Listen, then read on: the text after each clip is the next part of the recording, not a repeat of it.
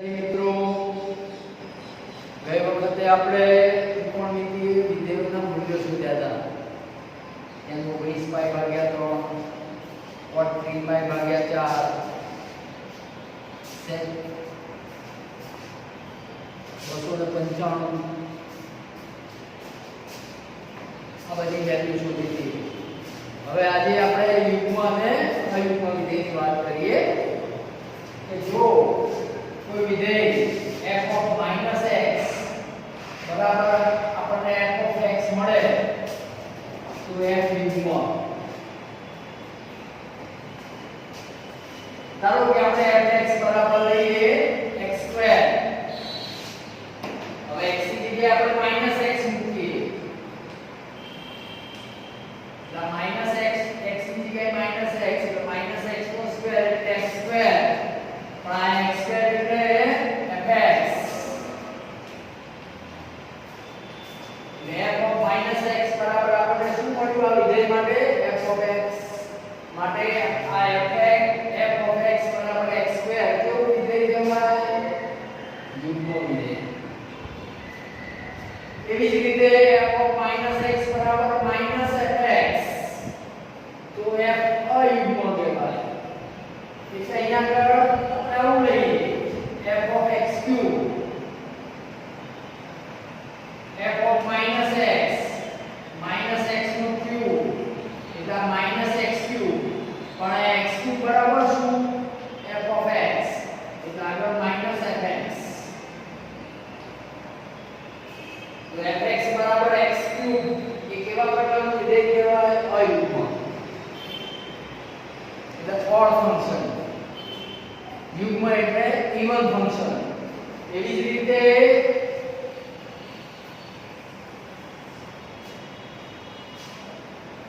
cos of -x બરાબર cos x તો આ યુગ્મ વિધેય છે. sin of -x બરાબર -sin x તો આ અયુગ્મ વિધેય છે. એવી જ રીતે tan of -x બરાબર -tan x એટલે આ અયુગ્મ વિધેય. cot of -x બરાબર -cot x આ પણ અયુગ્મ વિધેય.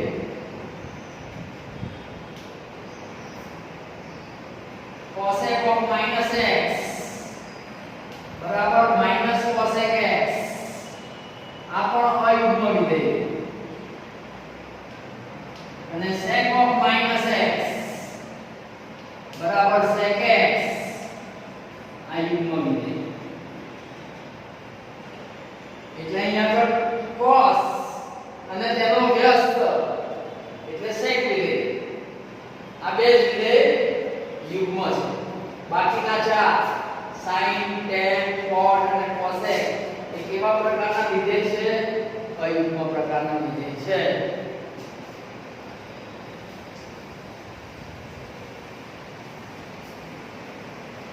હવે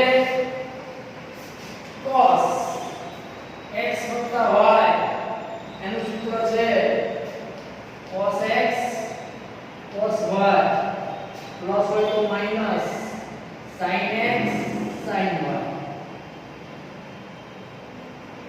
cos x y બરાબર cos x cos y minus sin x sin y. એવી જ રીતે આ x y ની જગ્યાએ -y મૂકતા એટલે પ્લસ ની જગ્યાએ માઈનસ મૂકીએ તો cos x y થાય. તો cos x y નું સૂત્ર શું થશે? cos x cos y minus હોય તો plus sin x sin y એટલે cos x y નું સૂત્ર cos x cos y plus હોય તો minus sin x sin y. હવે આ ભાગ તેનો તે જ છે, આ પણ તેનો તે જ છે. અહીં માઈનસ હોય તો પ્લસ આવે અને પ્લસ હોય તો માઈનસ આવે. હવે આ સૂત્રની અંદર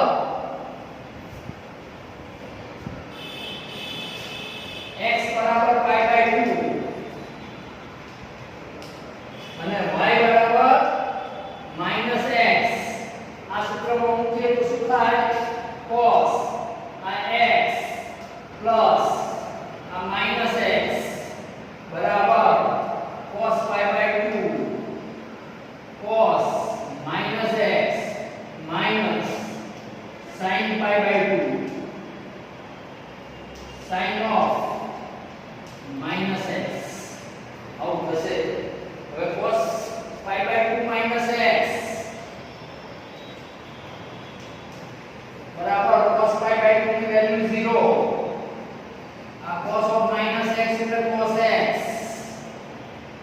sin પાઈ બાય 2 નો જવાબ 1 sin ઓફ -x એટલે માઈનસ sin x એટલે આ જવાબ 0 આ માઈનસ માઈનસ પ્લસ એટલે આપણને સૂત્ર શું મળે અહીંયા તો cos પાઈ બાય 2 x બરાબર sin x આવું એક સૂત્ર મળે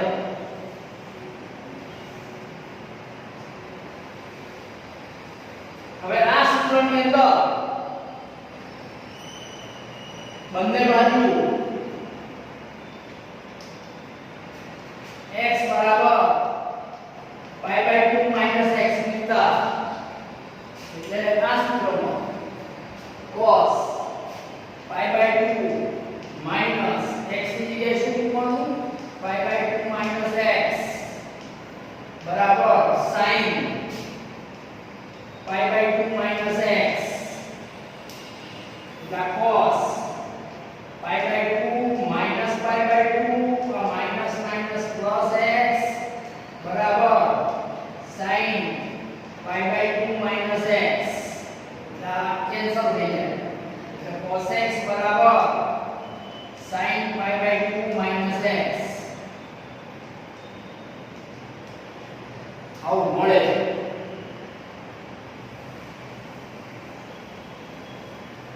એટલે અહીંયા આગળ આપણને બે સૂત્રો મળ્યા cos પાઈ બાય 2 x બરાબર sin x sin pi by 2 x બરાબર cos x હવે આપણે તેનો ભાગાકાર કરો sin ભાગ્યા cos એટલે tan મળે એટલે tan પાઈ બાય 2 x બરાબર cot x એટલે પાઈ બાય 2 x હોય તો cos નું શું થઈ જાય છે sin sin નું શું થઈ જાય છે cos tan નું શું થઈ જાય છે cot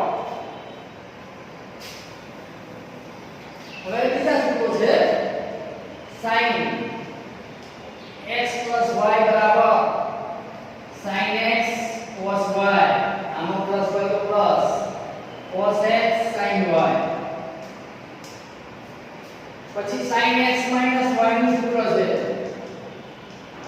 આનું આ સૂત્ર આવશે sin x cos y હવે પ્લસ હોય તો પ્લસ આવે છે અને માઈનસ હોય તો માઈનસ આવે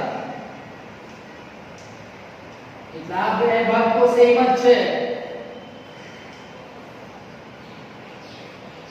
પણ અહીંયા sin ની અંદર પ્લસ હોય તો પ્લસ આવે અને માઈનસ હોય તો માઈનસ આવે જ્યારે cos માં અહીંયા માઈનસ હોય તો પ્લસ આવે વચ્ચે પ્લસ હોય તો માઈનસ આવે હવે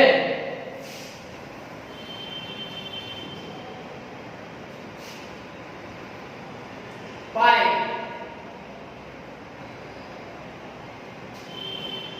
2 and 5 plus or minus x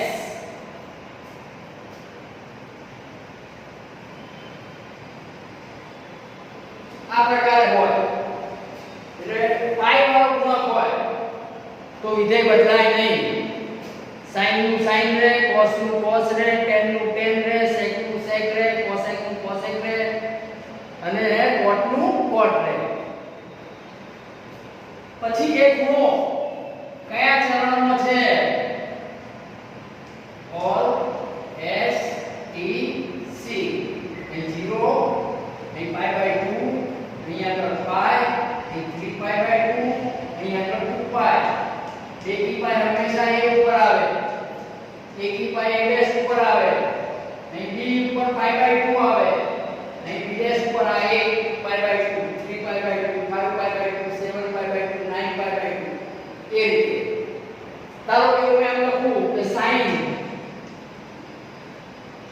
4 pi minus theta અથવા x અથવા y તો આ 4 pi આવે એના pi નો ગુણાકાર માટે વિધેય બદલાય નહીં તો આખો બંધ કરીને આપણે sin theta લખી દેવાનું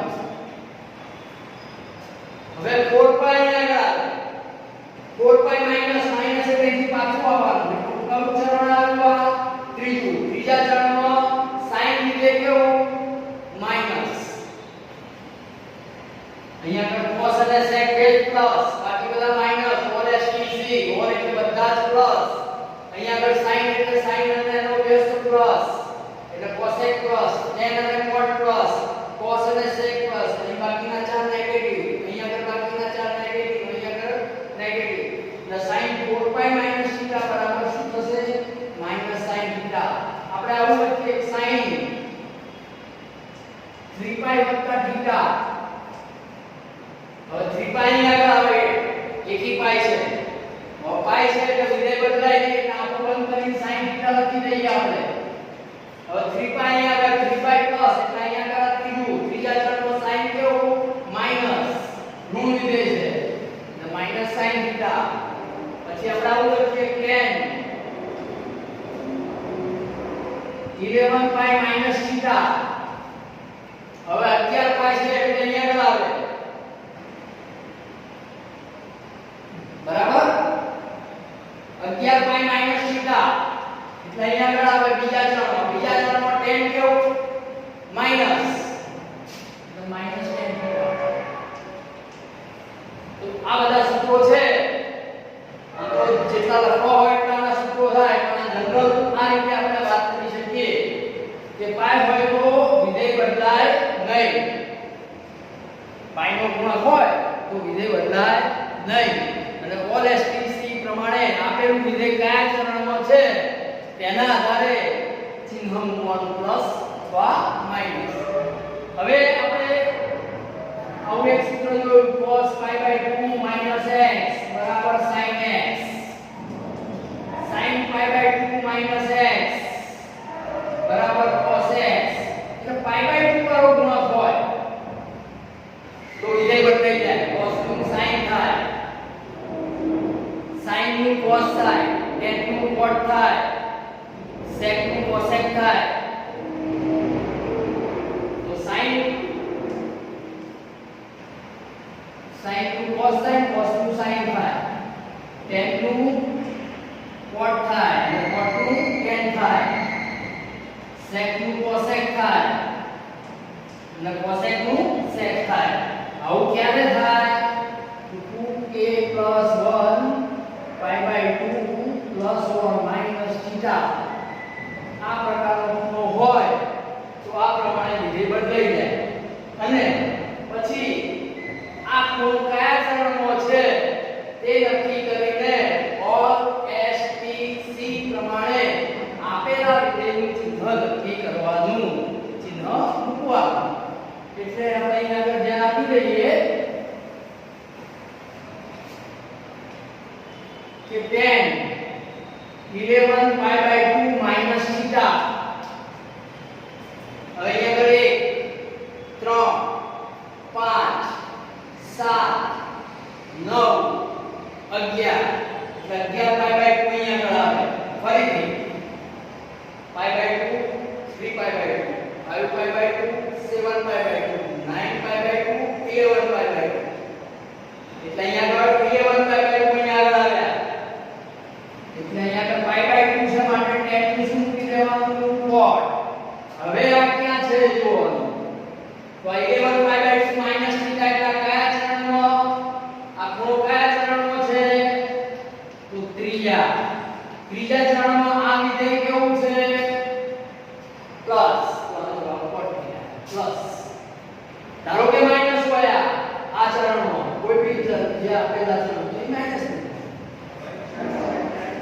આપણે આવું લખીએ sin 7π/2 - x. તો sin નું શું થઈ જાય? cos. આખો બંધ કરીને લખી દેવાનો π/2 નું ગુણક છે. હવે આ 7π/2 - x ક્યાં આવે જોઈએ? 1 3 5 7 then 7π/2 આવે. હવે 7π/2 - x ના કયા ચરણમાં? ત્રીજા. કયા ચરણમાં છે? ત્રીજા ચરણમાં sin વિધેય કેવું છે? તો માઈનસ. આ રીતે બધા સૂત્રો છે. વિધેય ક્યારે બદલાય ક્યારે ન બદલાય એનો આપણે ખ્યાલ મેળવી લીધો.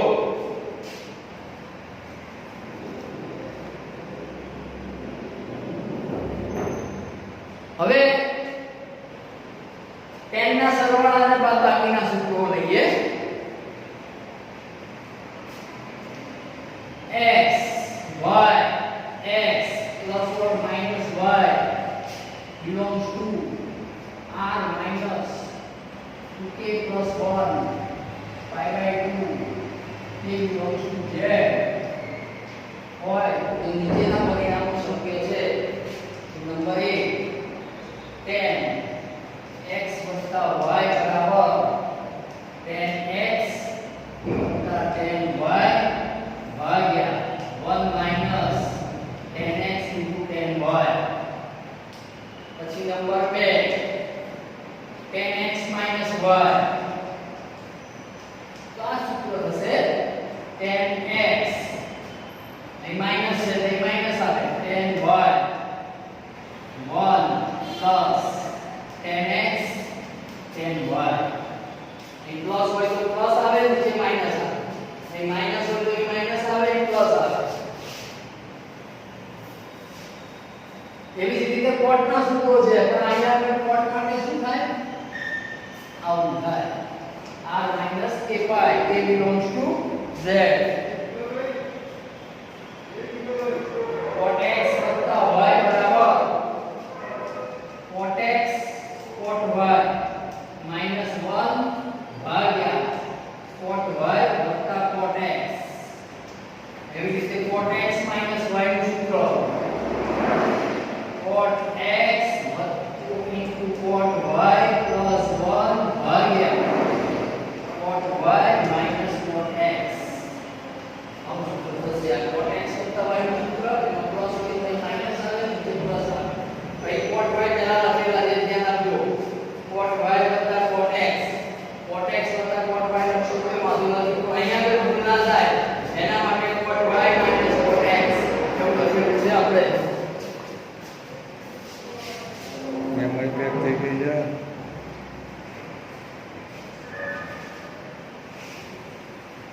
હવે રવા તો કહીએ ગઈ બંધ રાખો.